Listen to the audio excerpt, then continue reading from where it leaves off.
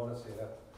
Dal luglio dello scorso anno è cominciata un'offensiva speculativa verso i titoli Anche a causa di questa crisi, Monti, a novembre, è subentrato Berlusconi alla guida di un governo formato da tecnici che poi ha varato provvedimenti economici di lacrime e sangue che tutti conosciamo.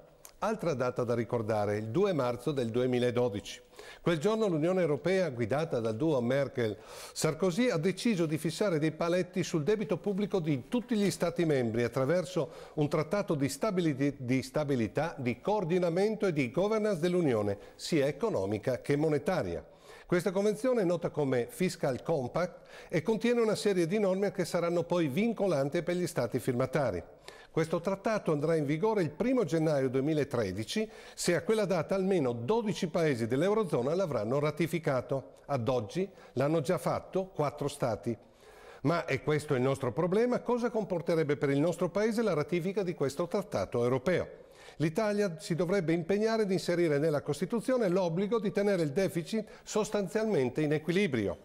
Si potrà sgarrare al massimo per uno 0,5% rispetto al PIL e se il deficit dovesse superare questa soglia, scatterebbero immediatamente pesanti sanzioni di tipo economico.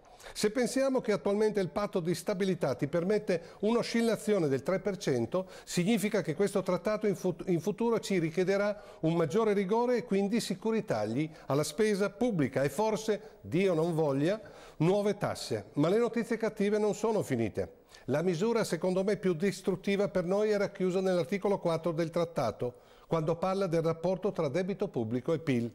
Questo articolo obbliga gli Stati che hanno un debito pubblico superiore al 60% a rientrare in questo parametro in 20 anni, per cui noi che abbiamo un mostruoso debito superiore ormai al 120% del PIL, in 20 anni dovremo dimezzarlo. In soldoni questo vuol dire che dovremmo abbatterlo di circa 1.000 miliardi, avete sentito bene, 1.000 miliardi di euro, per cui i governi dei prossimi 20 anni dovranno fare una finanziaria annuale di 50 miliardi solo per rientrare nei parametri richiesti dal Fiscal Compact europeo.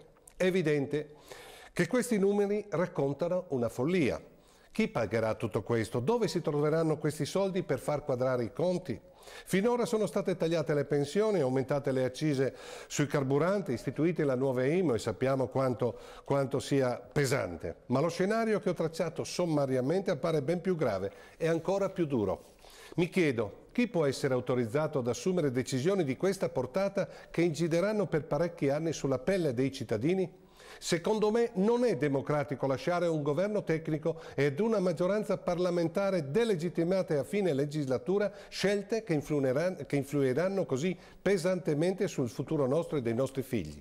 Io penso che per assumere decisioni simili si dovrebbero coinvolgere i cittadini, o con nuove elezioni politiche oppure con un referendum consultativo spiegando con chiarezza ai cittadini cosa si andrebbe a ratificare. Arrivederci a mercoledì prossimo.